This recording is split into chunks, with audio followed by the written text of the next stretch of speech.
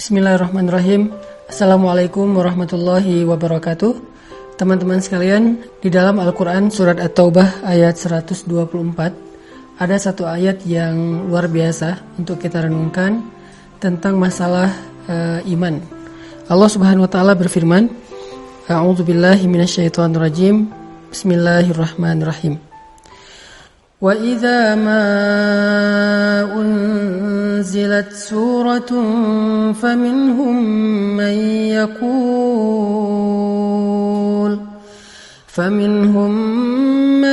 yaqulu ayyukum zadathu hadhihi imana فَأَمَّا الَّذِينَ آمَنُوا فَزَادَتْهُمْ إِيمَانًا وَهُمْ يَسْتَبْشِرُونَ.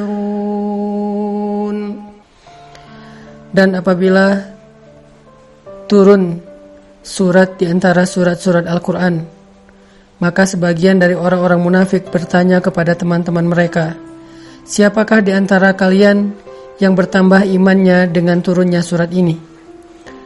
Maka sesungguhnya orang-orang yang beriman pastilah bertambah bagi mereka iman dengan turunnya ayat Al-Quran dan mereka merasa gembira karenanya. Shadaqallahul azim. Teman-teman sekalian, kita sering mendengar ungkapan dari para ulama bahwa iman itu yazidu wa yanqus, bertambah dan berkurang. Iman kita pada tabiatnya tidak selalu stabil. Ada kalanya dia dalam keadaan nyaman, dalam keadaan kuat, tapi ada kalanya juga dia dalam keadaan drop, dalam keadaan lemah. Sedangkan kita selalu membutuhkan iman kita 24 jam dalam sehari. Kita butuh iman kita seperti kita butuh udara. Karena dengan iman itu, jiwa kita bisa hidup. Karena dengan iman itu, hati kita bisa bernafas. Kita butuh iman lebih daripada kita butuh pulsa dan butuh handphone. Bahkan banyak orang yang ketika keluar rumah lalu melupakan handphonenya, pasti dia akan kembali lagi ke rumah walaupun dia sudah jalan jauh, saking butuhnya dia terhadap handphone. Dan begitu juga kita dengan iman. Kita gak bisa keluar rumah tanpa membawa iman. Kita butuh iman dalam banyak adegan hidup kita. Kita butuh iman ketika kita sedang diuji supaya kita tabah dan sabar. Kita butuh iman dalam ibadah supaya kita khusyuk, supaya kita semangat. Kita butuh iman ketika kita bermuamalah, bergaul dengan orang lain, supaya kita berlapang dada terhadap sikap-sikap orang lain yang kadang tidak berkenan buat kita. Kita butuh iman ketika kita sedang menghadapi orang yang jahil agar kita mampu memaafkan kesalahan mereka. Kita selalu butuh iman dalam keadaan apapun. Bahkan ketika kita dapat nikmat, agar kita menjadi orang yang bersyukur. Bahkan ketika kita dalam hubungan rumah tangga pun butuh iman. Dalam bertetangga juga butuh iman, karena Nabi SAW bersabda, la yu'minu ahadukum hatta yuhibba li akhihi ma yuhibbu li nafsi. Iman seseorang itu tidak akan sempurna sampai dia mencintai saudaranya seperti dia mencintai dirinya sendiri. Kemudian, man kana yu'minu billahi wal yaumil akhir fal yukrim dhaifah, fal yukrim jarah. Siapa yang beriman kepada Allah dan hari akhir, hendaklah dia memuliakan tamunya, hendaklah dia memuliakan dan menghargai tetangganya. Artinya semuanya berlandaskan iman. Sehingga iman adalah salah satu kebutuhan yang cukup penting dalam hidup kita. Bahkan mungkin lebih daripada udara untuk kita bernafas, lebih daripada air untuk kita minum, lebih daripada makanan untuk kita makan. Kita butuh iman lebih dari semua itu. Nah, saking pentingnya iman dalam kehidupan kita, sampai para ulama mengumpamakan iman itu seperti akar.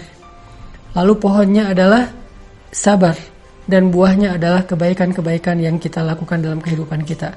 Sehingga kalau kita ingin selalu menjadi orang yang baik, selalu ingin jadi orang yang happy, pengen jadi orang yang selalu lega dadanya, yang selalu lapang hatinya, pengen jadi orang yang mudah memaafkan kesalahan orang lain, gak baperan, gak gampang patah, gak gampang drop, gak gampang putus asa, maka yang pertama harus kita pupuk dan kita siram itu adalah akar keimanan di dalam hati kita.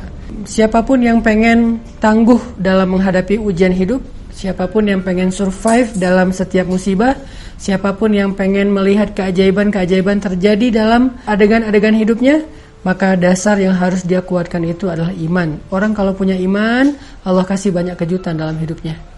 Orang kalau punya iman, Allah kasih banyak kebaikan dalam hidupnya. Makanya Nabi mengatakan untuk hidupnya orang beriman itu dengan kalimat ajaban, menakjubkan.